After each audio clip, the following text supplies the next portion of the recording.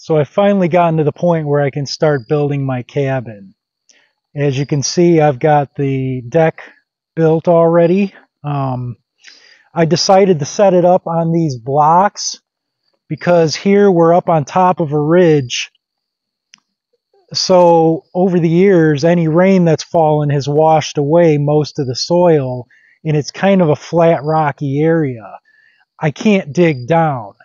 Down here, the frost line is about 12 inches, but even still, digging each footing down 12 inches or more to concrete it in there was just not going to happen. So I made the choice to just build it above grade. In some places, I needed to put down gravel just to balance things out, and this hand tamper worked real well to just, once you set the rock down there, just tamp it down, and that made a nice flat surface to work from. Made balancing it out and leveling all the blocks pretty easy. And I figure this way, being above grade, if it does settle over the winter, I do have a 3-ton jack in the van. I can just jack it up and shim up underneath somewhere if I need to. So rather than build like a permanent superstructure, I figured I can leave it so it can be adjusted yearly if need be. Now, a lot of people are probably going to ask, why didn't I use lumber, wood from the property to build it? After you cut down a tree, you got to shave off all the bark, and then usually they leave it out to dry for like the winter, for a year. I don't have that kind of time. It's going to start getting cold here pretty soon, so I needed something built right now. So I decided to use dimensional lumber because I can get it knocked out as quickly as possible. And you can see my little helper here. He was helping all day, being a good boy.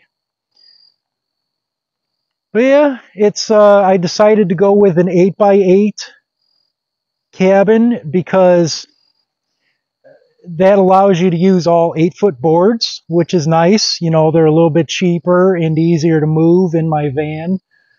It'll be 8 feet tall.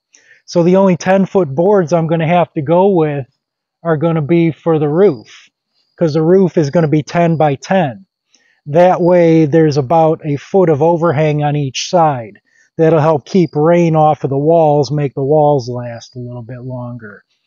So it's an 8x8 main section, and there's a 4x4 little jut out there, which is where the wood burning stove is going to sit. So basically inside the cabin, there will be a cavity in there where the wood burner is. I'm going to line that entire cavity with cement boards so it's heat and fire safe in that. So rather than just taking up space in an already tiny cabin with the wood burner, I figured put it in there, I can just exhaust it out through the roof and then have the full 8x8 living area, which I'm going to need every square inch of. I designed it with the idea that I was going to continue building on from here. So 8x8 section, and then I can put 2 more 8x8 sections here. That's why I kind of set up the blocks the way I did, so the next section can be just added on right to it.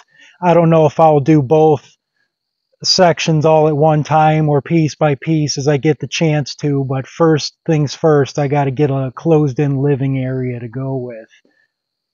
But I had chosen this clearing because it was a natural clearing in here. I had very little I had to cut down. I mean, I don't think any trees over than a few feet tall. So anytime you get a chance, you can do minimal amount of destruction to the area. It's a good thing. But it still gives me enough room here to have an 8x24 cabin for primary living with the wood burner setup too. And then if I need, going from there, if I need more storage in the future, there's plenty of other areas around the property. I can build other storage sheds for whatever I need. Oh, bro. Huh. So is this thing even level? Well, It's level enough you can sit you a nice cold mason jar of well water on it and it won't spill over. That's good enough for down in these parts. So today's November 5th.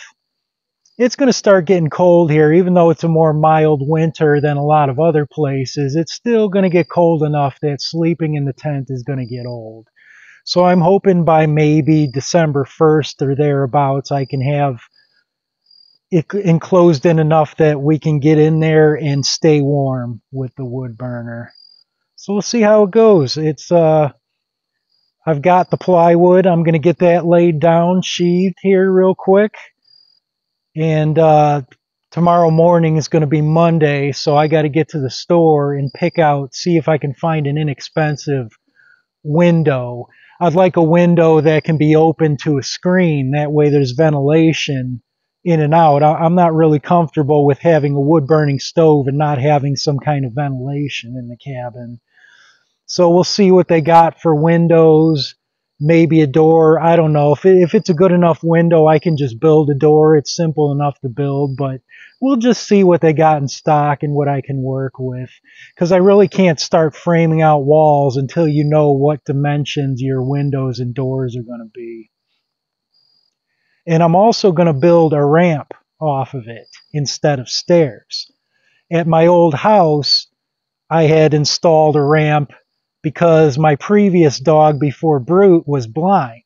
So he needed the ramp to help him get up into the house. And then as Brute got old, it helped him, made it a lot easier for him not having to jump up and down stairs.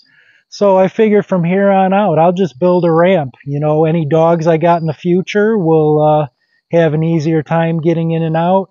And I'm sure as I get older, I'm going to appreciate not having stairs and being able to use a ramp. So yeah, that's pretty much it. We'll see how it goes. I'll kind of keep you guys up to date as the build keeps going. So I'll see you in the next one.